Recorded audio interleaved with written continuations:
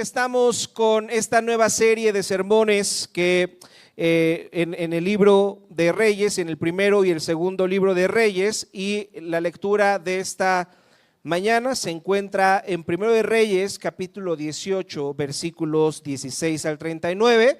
A algunos no les gusta mucho leer estos libros de la Biblia porque son secciones de lecturas largas, no es solamente que tomemos alguna enseñanza de Jesús en los evangelios, sino que tenemos que ver toda la historia, y para que se nos cuente toda la historia tenemos que hacer una lectura larga. Entonces hoy vamos a leer Primero de Reyes, capítulo 18, versículo 16 al 39. Les recuerdo que la versión de Biblia que leemos aquí en el Redentor es la Nueva Versión Internacional. Si tú traes una versión de Biblia diferente, está perfecto, vas a ver que realmente dicen lo mismo con otras palabras, pero dicen exactamente lo mismo. Si tú quieres una Biblia NBI en tus manos, por favor acércate a los sugieres que están en la parte de atrás para que puedan proveerte una, si no también el texto estará apareciendo en las pantallas. Dice así la palabra del Señor. Primero de Reyes, capítulo 18, versículo 16. Abdías fue a buscar a Acab y le informó de lo sucedido. Así que este fue al encuentro de Elías y cuando lo vio le preguntó: ¿eres tú el que le está creando problemas a Israel? No soy yo quien le está creando problemas a Israel, respondió Elías. Quienes se los crean son tú y tu familia, porque han abandonado los mandamientos del Señor y se han ido tras los Baales. Ahora convoca de todas partes al pueblo de Israel para que se reúna conmigo en el monte Carmelo con los 450 profetas de Baal y los 400 profetas de la diosa Será, que se sientan a la mesa de Jezabel. Acab convocó en el monte Carmelo a todos los israelitas y a los profetas. Elías se presentó ante el pueblo y dijo: ¿hasta cuándo van a seguir indecisos? Si el Dios verdadero es el Señor, deben seguirlo, pero si es Baal, síganlo a él. El pueblo no dijo una sola palabra. Entonces Elías añadió: yo soy el único que ha quedado de los profetas del Señor. En cambio Baal cuenta con 450 profetas. Tráiganos 2 bueyes, que escojan ellos uno, lo descuarticen y pongan los pedazos sobre la leña, pero sin prenderle fuego. Yo prepararé el otro buey y lo pondré sobre la leña, pero tampoco le prenderé fuego.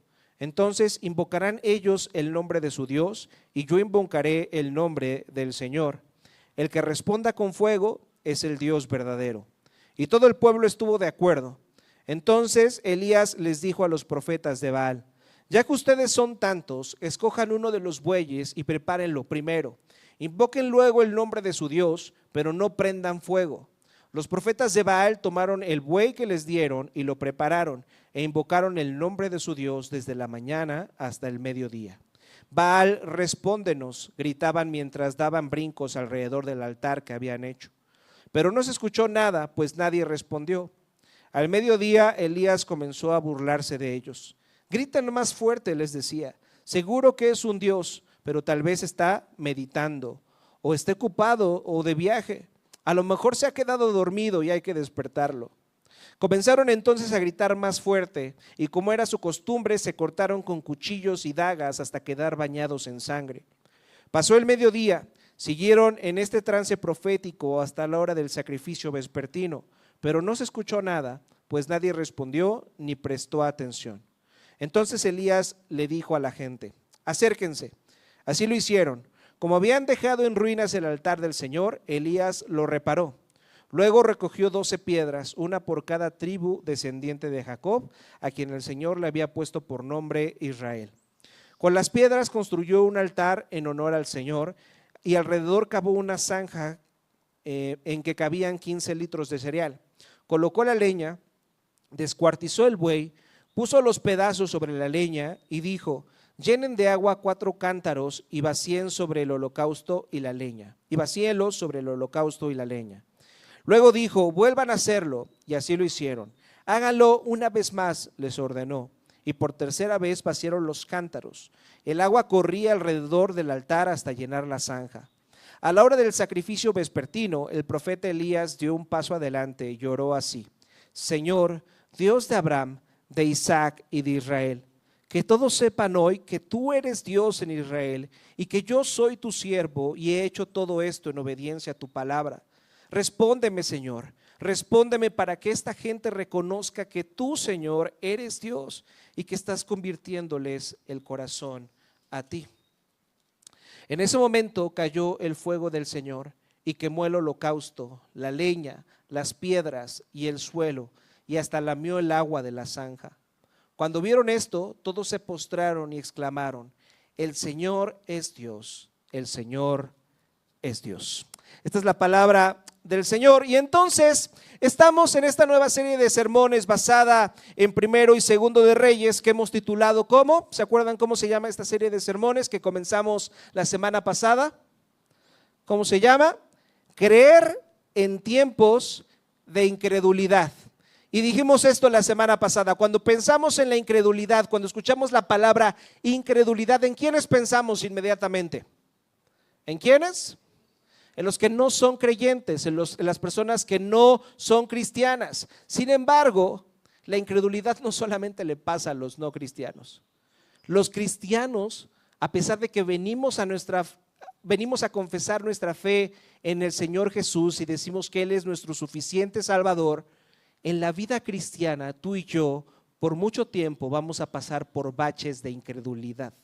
Vamos a pasar por momentos donde va a ser difícil poner nuestra confianza en Dios y poner solamente nuestra confianza en Él y dejar de ir a poner nuestra confianza en algo o en alguien de este mundo que va a intentar conquistar nuestro corazón. Por eso le hemos puesto a esta serie de sermones así: creer en tiempos de incredulidad.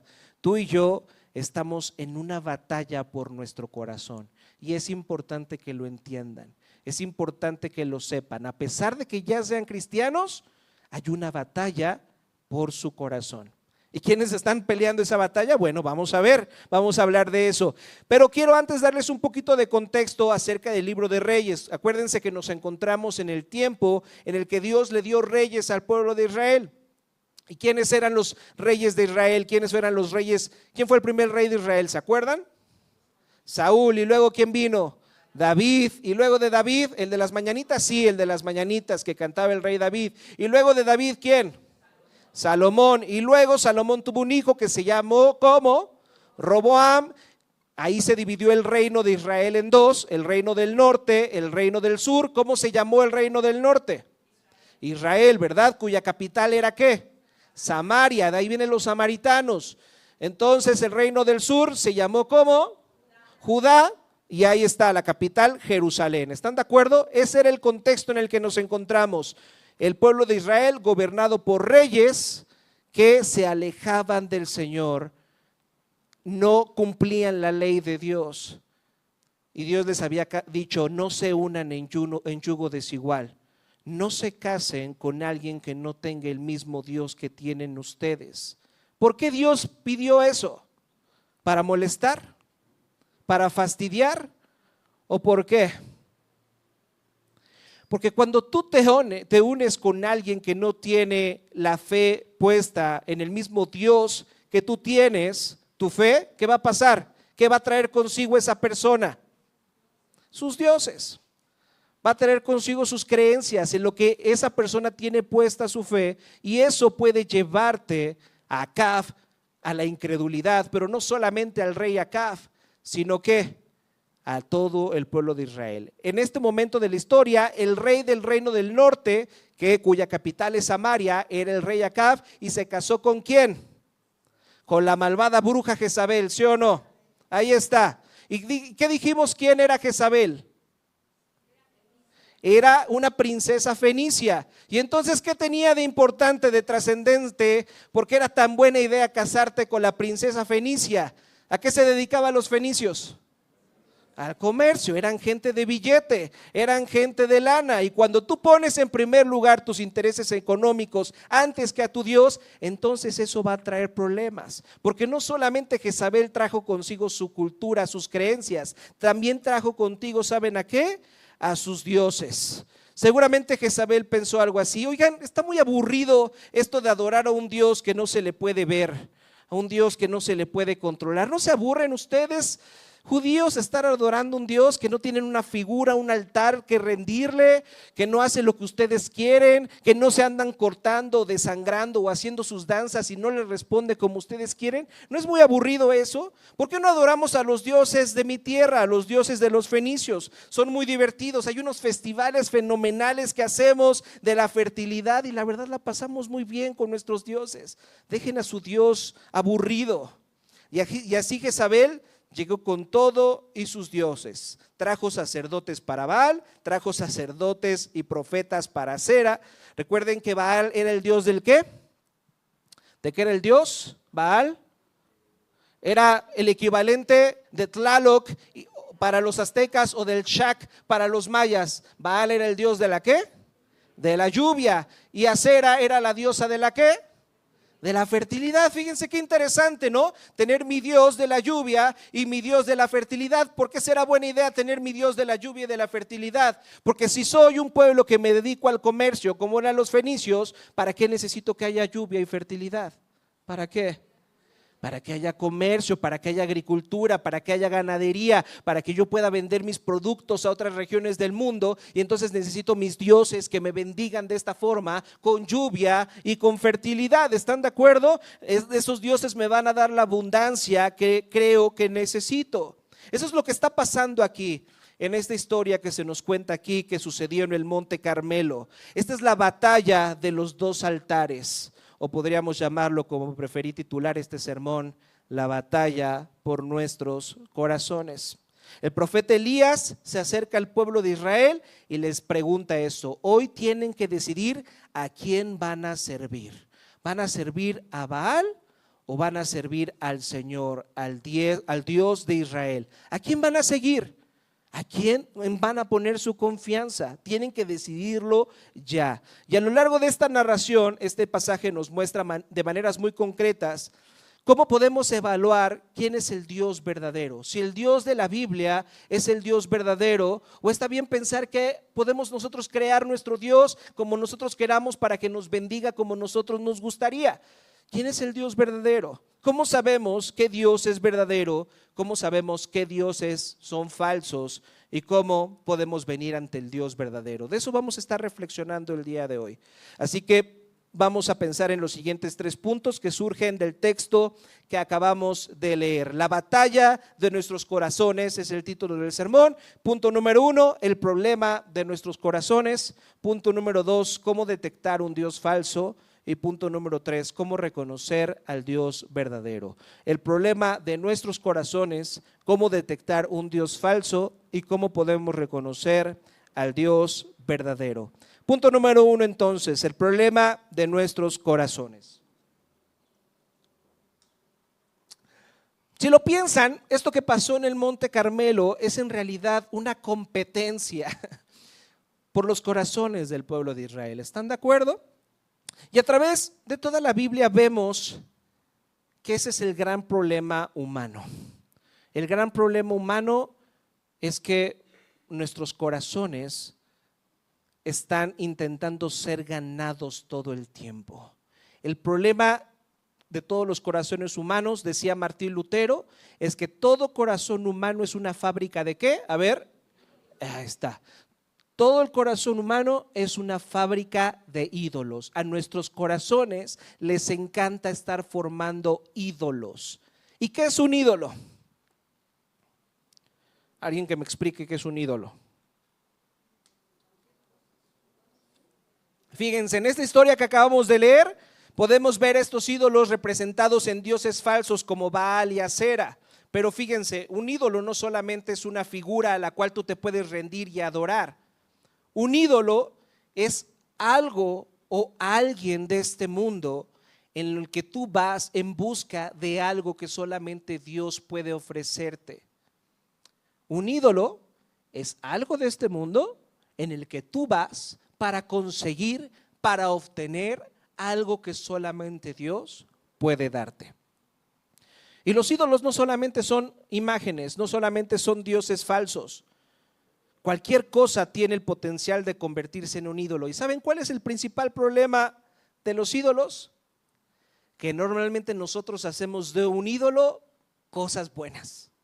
Las cosas buenas son las que tienen potencial para nosotros en convertirse en un ídolo. Porque el corazón humano siempre está buscando algo de este mundo que lo satisfaga, algo que ocupe el lugar de Dios, algo que termine convirtiéndose en algo que adoramos. ¿Por qué buscamos ídolos? Porque a veces obtener las cosas de Dios no es como nosotros pensamos. Dijimos eso la semana pasada. Cuando venimos al Dios de la Biblia nos acercamos a un Dios que está vivo y por lo tanto es un Dios que no podemos manipular.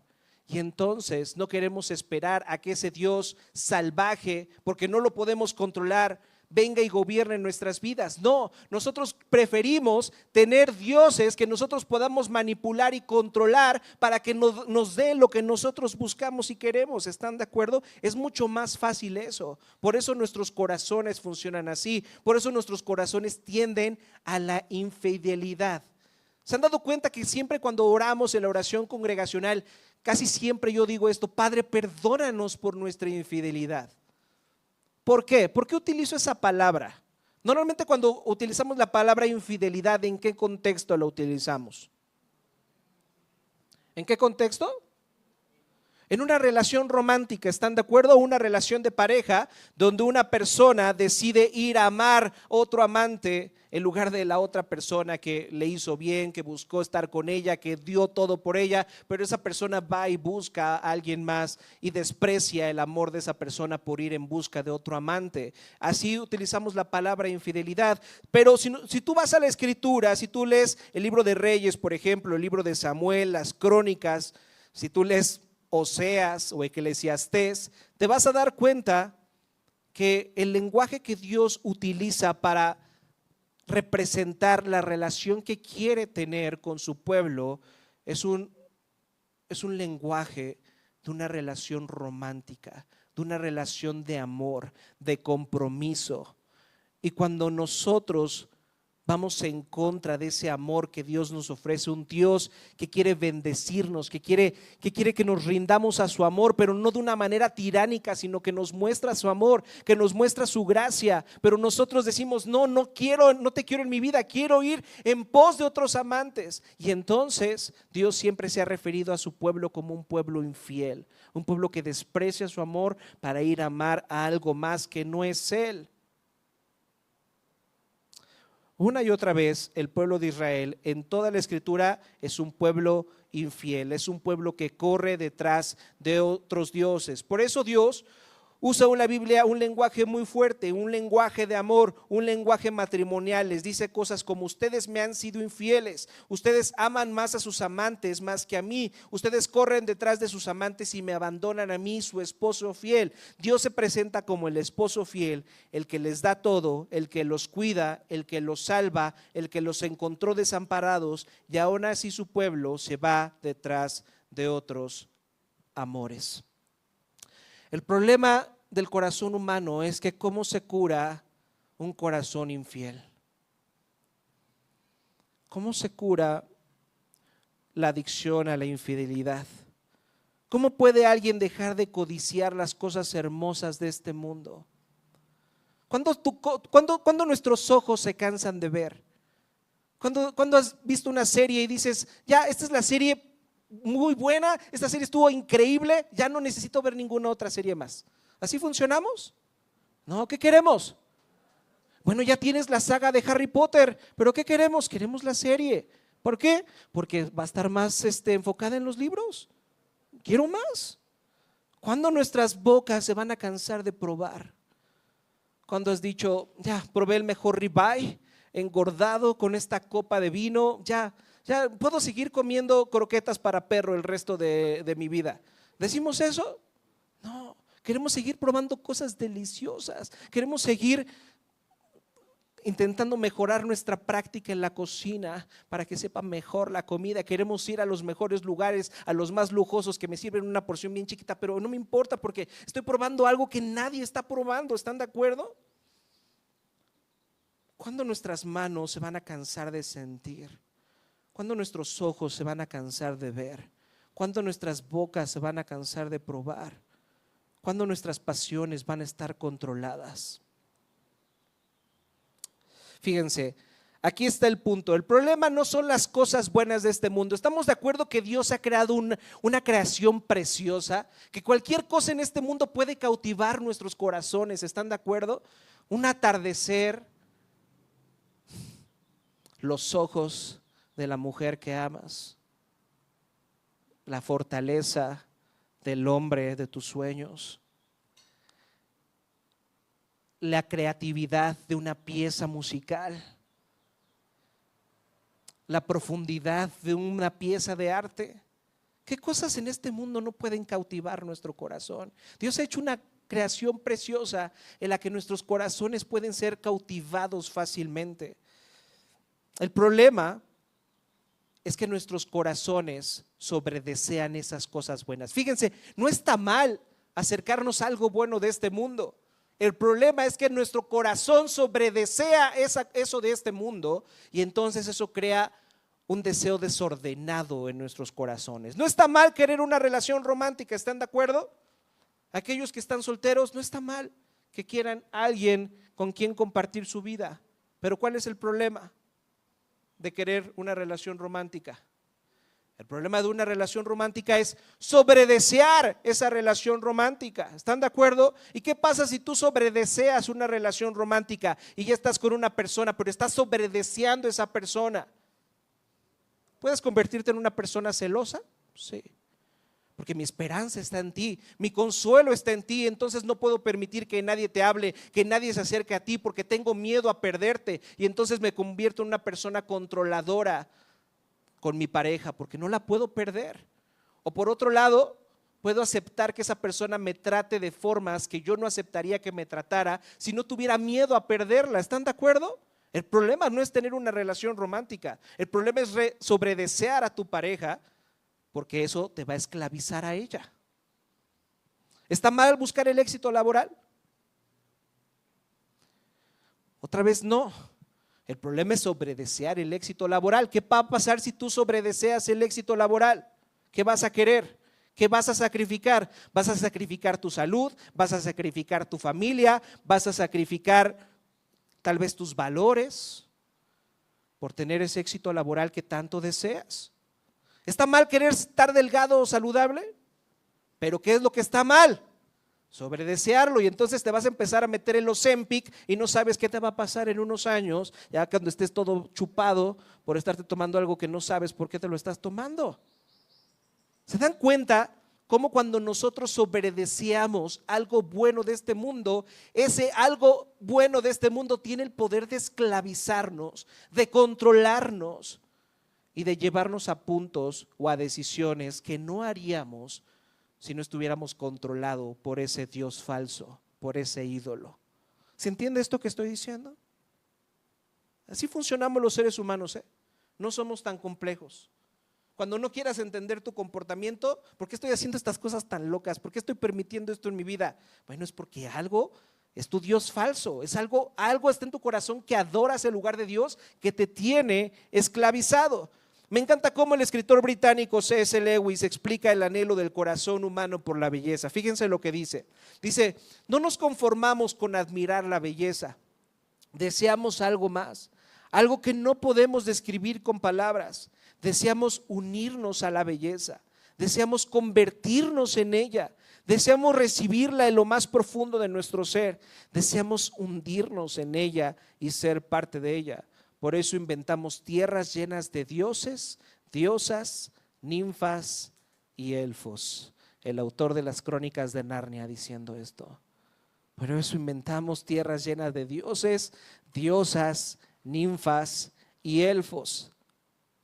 Lewis dice que no nos conformamos con admirar la belleza, queremos poseerla, queremos entrar en ella, la necesitamos, no queremos que salga de nosotros la belleza. Y ahí está el problema, el mundo que Dios ha creado es hermosísimo, pero precisamente por eso nuestros corazones, al igual que los corazones de los israelitas, viven divididos entre vivir para Dios o vivir para este mundo, entre caminar en santidad o correr detrás de esos deseos que no deberíamos seguir, entre el amar al Señor o entregarnos a otras cosas. Esa es la vida del cristiano. el evangelio de Harry Potter, acuérdense esto. Harry Potter y la Orden del Fénix. Harry hablando con Dumbledore después del regreso del Señor Tenebroso, y Dumbledore diciéndole a Harry: Harry, pronto tendremos que elegir entre lo que es correcto y lo que es fácil. Esa es la vida del cristiano. El cristiano tiene que elegir todo el tiempo entre lo que es correcto y lo que es fácil. ¿Es fácil pecar? ¿Es fácil ceder ante nuestros deseos, ante nuestras fantasías? Es facilísimo, es facilísimo. Lo que es difícil es hacer lo correcto.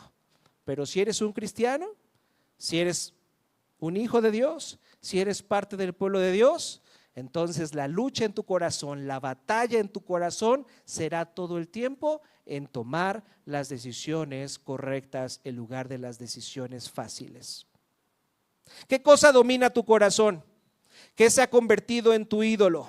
¿Qué Dios falso está compitiendo por tu amor por Dios? ¿A quién le vas a entregar a tu corazón? Fíjense lo que Elías le dice al pueblo de Israel ahí en el versículo 21. ¿Hasta cuándo van a seguir indecisos? Si el Dios verdadero es el Señor, deben seguirlo, pero si es Baal, síganlo a él. Me encanta esto que dice Elías. Me encanta cómo es la fe cristiana. La fe cristiana no dice: acércate a los dioses que te funcionen, siga el Dios de la Biblia, pero si te sirve la Virgen de Guadalupe, sigue a la Virgen de Guadalupe también. Si te sirve el San Juditas, sirve al San Juditas también. Si te sirve la Santa Muerte, síguele llevando sus manzanas, ve con la Santa Muerte. No, el Dios de la Biblia dice: o me escoges a mí o te vas con tus ídolos. No hay medias tintas, no seas un tibio. O soy yo o son ellos, pero deja de perder el tiempo. O quédate aquí conmigo o vete con ellos. Eso es lo que dice el Dios de la Biblia. Y esa es una pregunta que se le hizo al pueblo de Israel en el Monte Carmelo, y déjenme decirles que es una pregunta que se nos hace el día de hoy a ti y a mí. ¿Ante cuál Dios nos vamos a postrar? ¿Quién va a ser el Señor de nuestros corazones? ¿A quién vamos a adorar? ¿A quién vas a seguir? Ahora fíjense en algo importante. Hoy muchas personas dicen: todas las religiones son iguales, todas las religiones nos llevan a Dios, todas tienen parte de verdad, pero ninguna puede decir que tiene la verdad absoluta. Y ustedes los cristianos me caen bien gordos porque ustedes dicen que tienen la verdad absoluta. ¿Has escuchado alguna vez un argumento así? Que dice que todos los caminos llevan a Roma, que todas las religiones tienen parte de verdad y todos nos dicen algo acerca de Dios. ¿Cuál es el problema de esta afirmación? ¿Cuál es el problema de que alguien se acerque a ti y te diga: ustedes como cristianos me caen bien gordos porque ustedes dicen que tienen la verdad, cuando no es así? Cuando todas las religiones tienen parte de la verdad es relativa. A algunos les funciona creer esta parte de la verdad y a otros les funciona creer esta otra parte de la verdad, pero ustedes son nefastos porque dicen que tienen la verdad absoluta. ¿Cuál es el problema de ese pensamiento? ¿Ya lo entendieron? ¿Ya vieron cuál es el problema de este pensamiento? ¿Cuál es el problema de este pensamiento? Que esa persona que dice la verdad es relativa, todas las religiones llevan a Dios, en el fondo está siendo igual de intolerante y está siendo igual de orgulloso y de fanfarrón como dice que somos los cristianos, porque esa persona que dice todas las verdades son relativas, en el fondo está creyendo una verdad absoluta. ¿Se dan cuenta? ¿Sí se dan cuenta? Si yo les pregunto, cristianos, solamente en Cristo está la salvación, ¿qué responderían? ¿Sí? Oye, qué arrogantes son, qué orgullosos son. Pero ¿saben qué? La Biblia nos lleva a ese punto. Como cristianos no podemos decir: bueno, sí, la salvación está en Cristo y está en algo más. O está en Cristo o no está en Cristo. O está en Cristo o está en Baal. ¿Quieren encontrar la salvación en Cristo? Sigan a Cristo, sométanse a lo que Cristo dice que tenemos que someternos. Si quieren la salvación en Baal, vayan con Baal y sométanse con lo que Baal les dice. No se queden en medias tintas. O soy yo o es alguien más. Y tenemos que tomar una decisión. Vamos al punto número 2. ¿Cómo podemos detectar un Dios falso? Porque si estamos en esta batalla en nuestros corazones, va a haber dioses falsos en nuestra vida que van a luchar por nuestro corazón, y tenemos que aprender a detectar como es un Dios falso. Fíjense lo que está ocurriendo aquí. Elías está exponiendo a Baal delante del pueblo. ¿Cómo está exponiendo el Dios de Israel a Baal? ¿Qué es lo que trajo? ¿En qué situación se encontraba el pueblo de Israel en este momento de la historia? Que habían estado experimentando por 3 largos años. ¿Qué? Una sequía. ¿Y Baal era el Dios de la qué? Ah, mira qué interesante. ¿Quieren seguir al Dios de la lluvia? Pues bueno, ahí les va la sequía, a ver qué tal les va con su Dios de la lluvia. Es decir, Dios está desenmascarando a Baal, justamente en el área donde Baal supuestamente tenía poder, que era la lluvia. Miren cómo comienza esta historia, vean lo que dice el versículo 16. Abdías es un personaje muy interesante, pero no voy a entrar en detalles acerca de quién es él. Si quieren saber quién es Abdías, lean el capítulo 18 del versículo 1 al versículo 15. Pero dice, Abdías fue a buscar a Acab y le informó de lo sucedido. Así que este fue al encuentro de Elías y cuando lo vio le preguntó, ¿eres tú el que le está creando problemas a Israel? No soy yo quien le está creando problemas a Israel, respondió Elías. Quien se lo crean son tú y tu familia, porque han abandonado los mandamientos del Señor y se han ido tras los Baales. Me encanta, ¿no? La forma de pensar de Acab. Esta sequía es tu culpa. Es tu culpa porque vienes y nos estás diciendo la verdad de Dios, estás diciéndonos lo que tenemos que hacer, lo que Dios ha dicho en su palabra, pero me caes gordo porque me estás diciendo cosas que no quiero escuchar y por tu culpa es esta sequía. Y dice Elías, no, la culpa de esta sequía no es mía, la culpa de esta sequía es de tú y de tu esposita que trajeron a sus dioses y que ahora están llevando al pueblo de Israel a la incredulidad. Por eso es esta sequía. Aquí vemos algo muy importante. Los dioses falsos siempre prometen dar vida, pero terminan trayendo ruina. Baal prometía traer lluvia, pero terminó habiendo ¿qué? Sequía. Fíjense, bajo el reinado de Baal, lo que Israel estaba experimentando era precisamente lo contrario: sequía, esterilidad y muerte. Y entonces Dios hace algo casi irónico. ¿Ustedes quieren adorar al Dios de la lluvia? Está bien. Entonces ahora no va a caer lluvia por 3 años hasta que yo lo diga. Así Dios deja al descubierto que Baal no tiene poder. Ahora, quiero que noten algo bien importante de este texto. Fíjense cómo Elías, para referirse a los dioses falsos que ahora adoraba el pueblo de Israel, se refiere a ellos como ¿qué? Como los Baales. ¿Se dieron cuenta que está en plural? Y eso es importante, fíjense, en aquella época cada región, cada pueblo, cada persona con su diferente oficio, cada necesidad humana podía tener su propio Dios. Si eres una persona que está en el mar, que te dedicas a la pesca, ¿qué te conviene tener? ¿Tu Dios del qué? Del mar. ¿Están de acuerdo? Si te dedicas a la guerra, ¿qué Dios te conviene tener?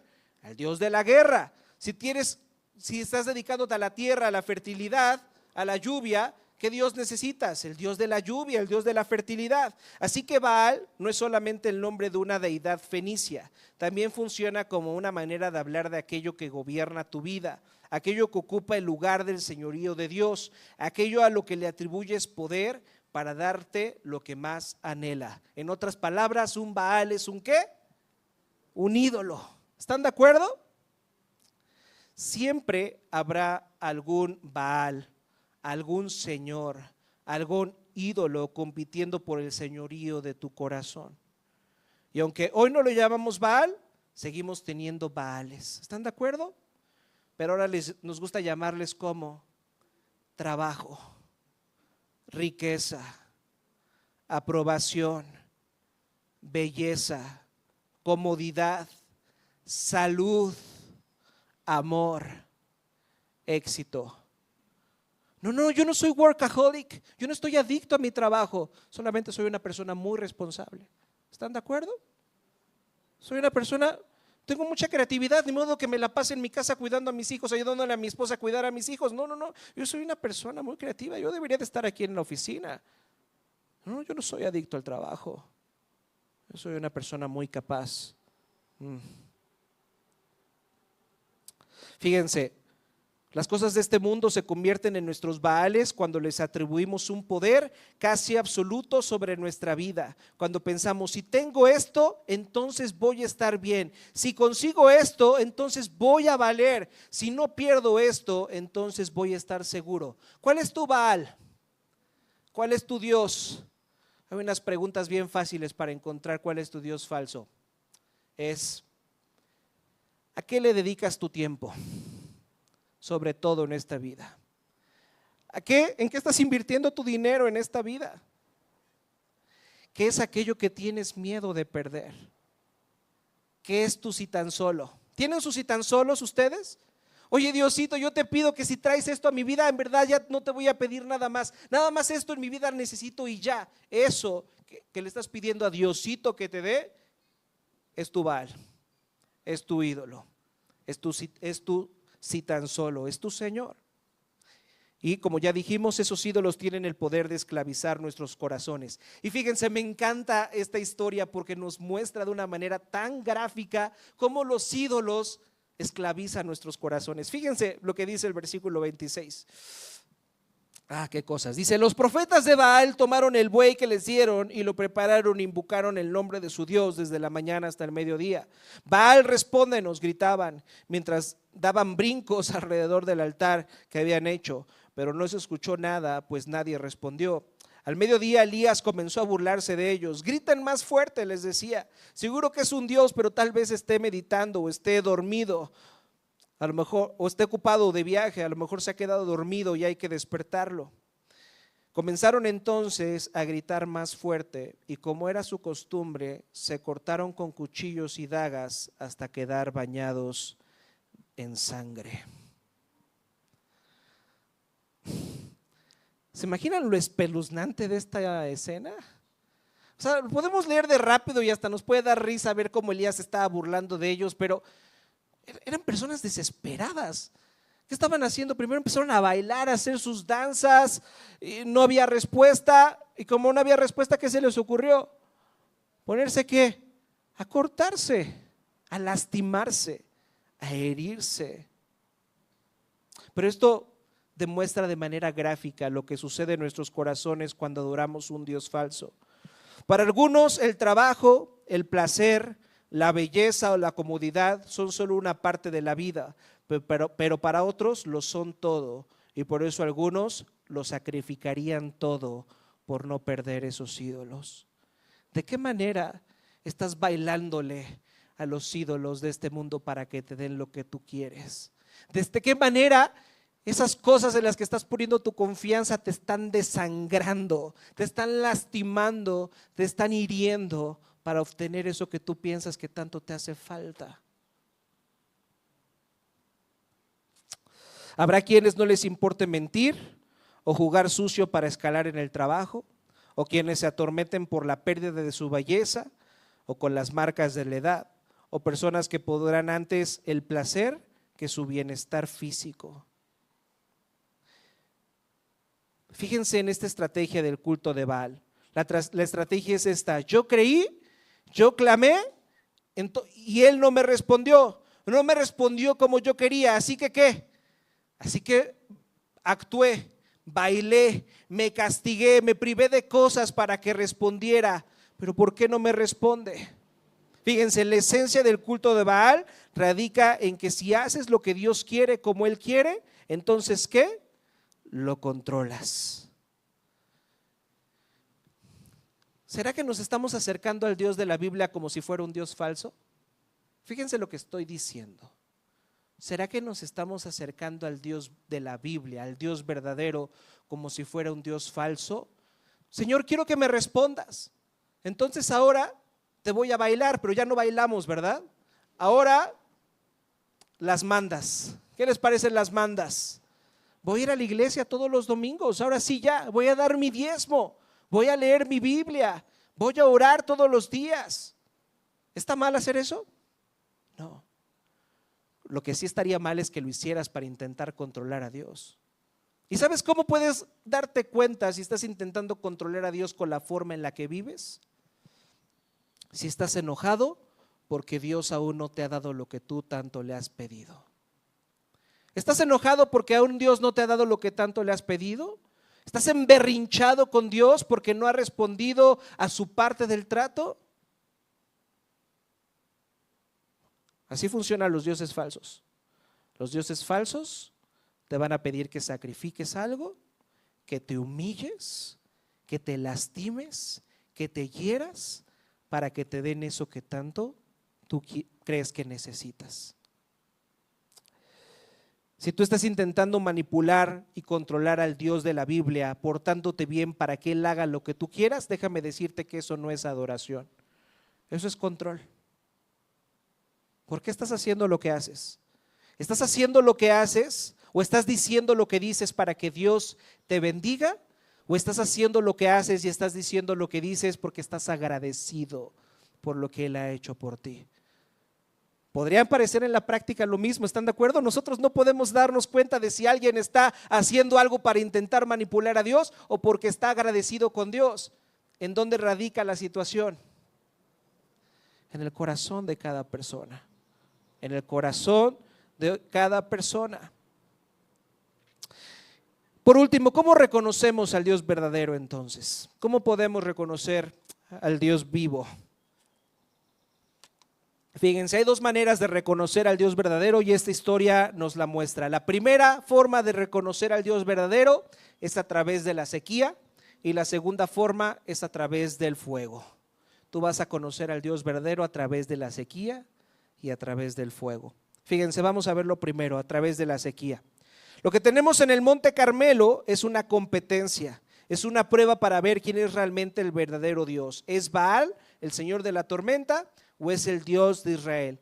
Y es una batalla para ver qué Dios respondería enviando fuego, y ya sabemos el resultado, sabemos quién resultó victorioso, sabemos que el Dios de Israel fue el que envió fuego del cielo, es el Dios verdadero. A pesar de la desventaja, ¿están de acuerdo? ¿Se dieron cuenta de la desventaja que hay en esta historia? La ofrenda a Baal es un buey colocado sobre un montón de madera después de 3 años de sequía. ¿Se imaginan cómo estaba esa madera?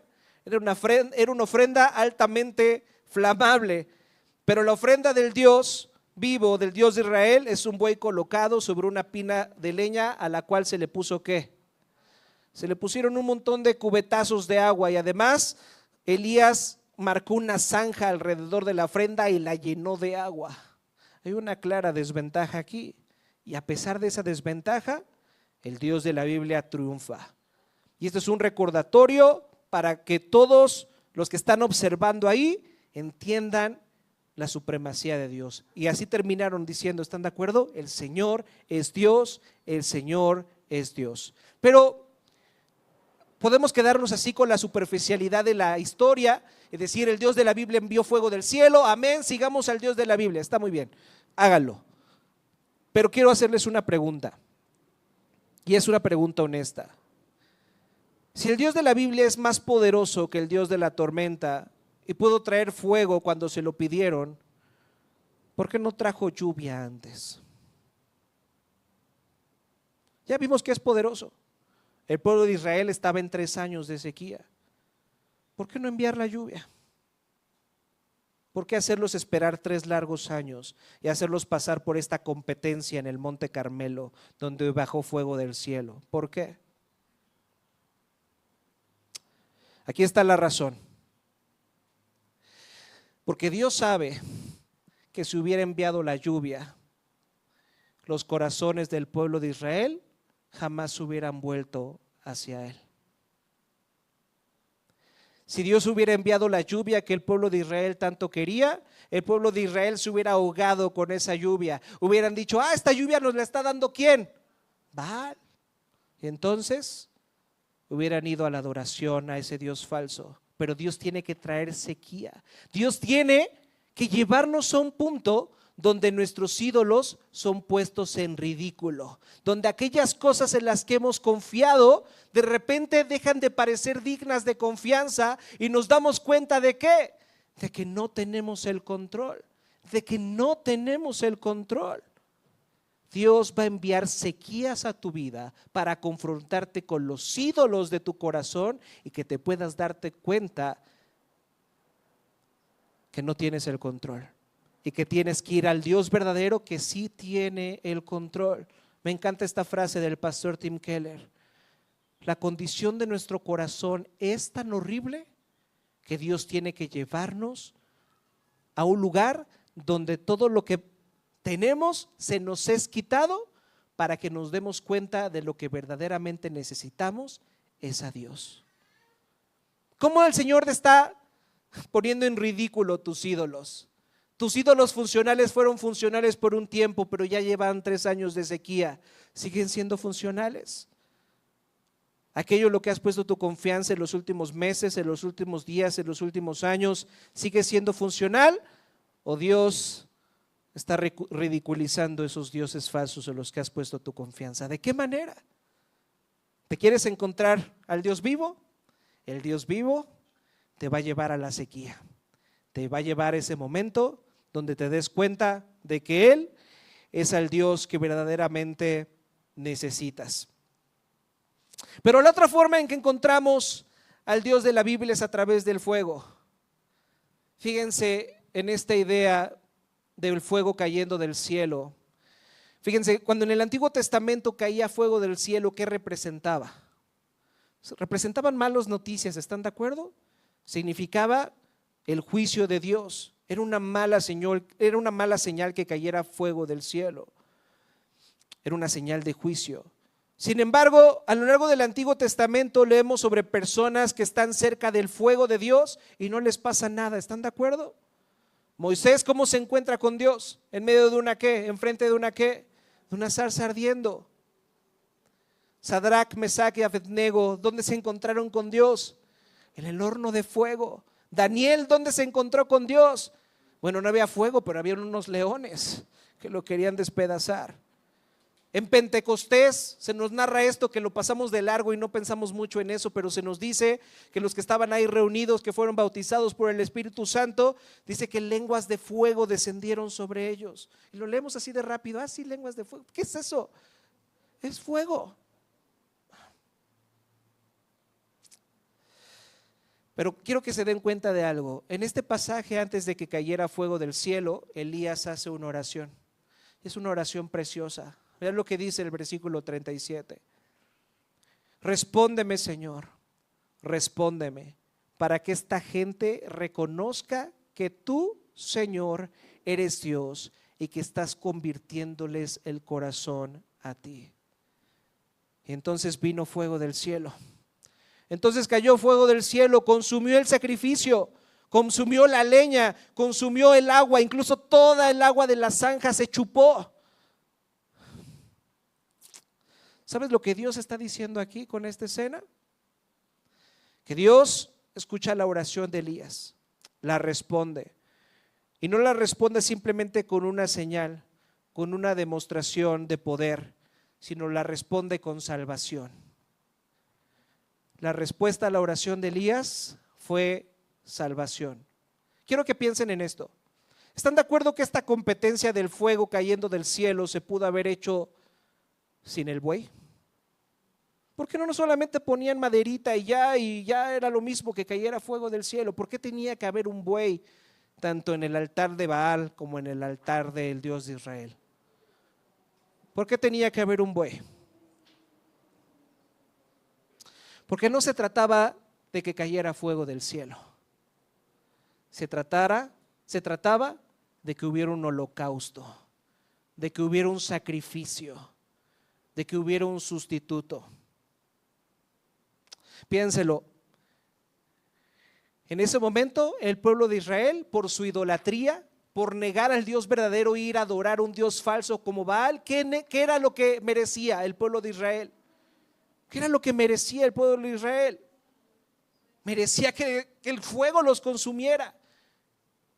Pero el fuego de Dios no baja sobre el pueblo de Israel, no cae sobre el pueblo de Israel, cae sobre el buey, un buey sustituto que tomó el juicio de Dios. Aquí hay una sustitución, ¿están de acuerdo? Tomaré la vida del buey en lugar de la vida del pueblo. Enviaré mi fuego no sobre el pueblo, sino sobre el sustituto, y así sabrán que yo soy el Señor. Jesús en el Evangelio de Lucas capítulo 12 versículo 49, vayan allá, está pensando en esta escena en el Monte Carmelo. Fíjense lo que dice Jesús ahí en Lucas capítulo 12 versículo 49.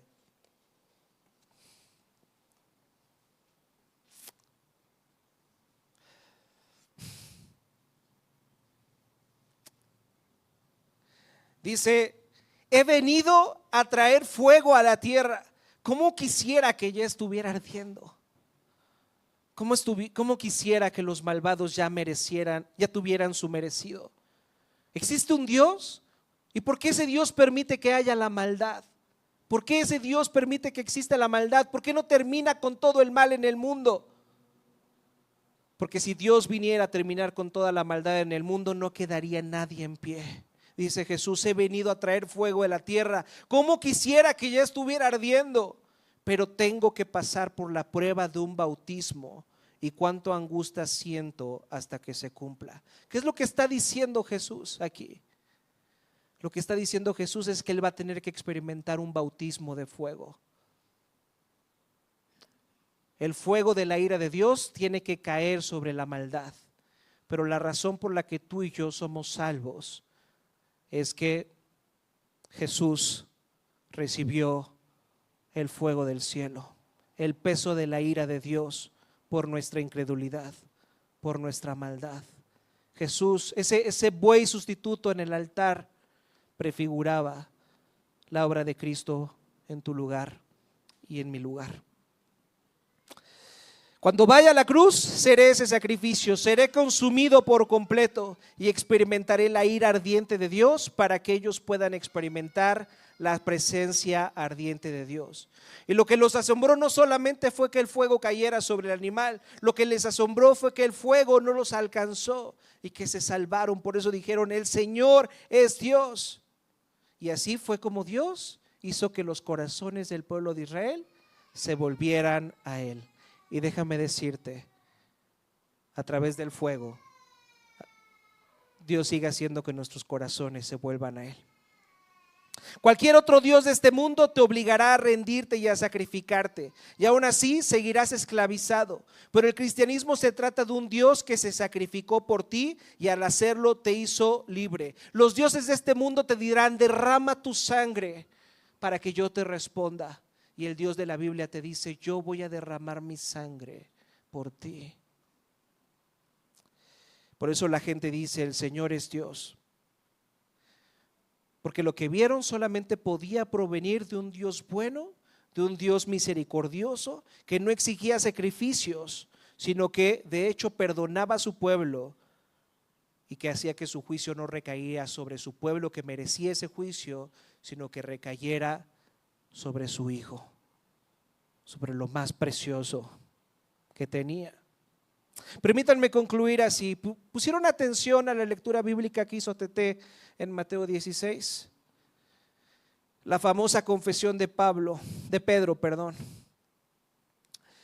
Este es un momento crucial en la historia de los evangelios. Y entonces viene Jesús y le pregunta a sus discípulos: ¿ustedes quién dicen? Dice: ¿quién dicen las personas que soy yo? Y entonces los discípulos le responden: bueno, pues unos dicen que eres Elías, otros dicen que eres Juan el Bautista y otros dicen que eres un profeta de la antigüedad. Y entonces Jesús le pregunta directamente a Pedro: ¿y tú quién dices que soy yo? El Dios de la Biblia, el Dios verdadero, va a venir a tu vida, va a traer sequías, va a mostrarte la salvación a través del fuego para que tú puedas responder esta pregunta: ¿y tú quién dices que soy yo? Para ti, ¿quién es Cristo? ¿Es el Dios verdadero o vas a seguir adorando a tus dioses falsos? Solamente tenemos dos alternativas. Vamos a orar. Padre bueno, Padre bondadoso, te damos tantas gracias porque el fuego de tu justicia no ha caído sobre nosotros, sino cayó sobre tu Hijo amado. Gracias porque Cristo recibió en nuestro lugar la ira que merecíamos, para que ahora podamos ser perdonados y podamos estar ante tu presencia. Señor, ayúdanos a comprender esta verdad con mayor profundidad. Líbranos de la neutralidad y de los dioses falsos que compiten por nuestros corazones, Señor. Haznos ver que solo tú eres el Señor, que solo tú eres Dios. Y te rogamos que por medio de la muerte y la resurrección de Jesucristo sigas volviendo nuestros corazones a ti, para que vivamos en fe, en adoración y en obediencia. Señor, que en medio de la sequía, cuando expongas a nuestros ídolos, Señor, podamos correr a tu Hijo Jesús, podamos ir a Él, porque Él es el Señor. Oramos en su nombre esta tarde. Amén.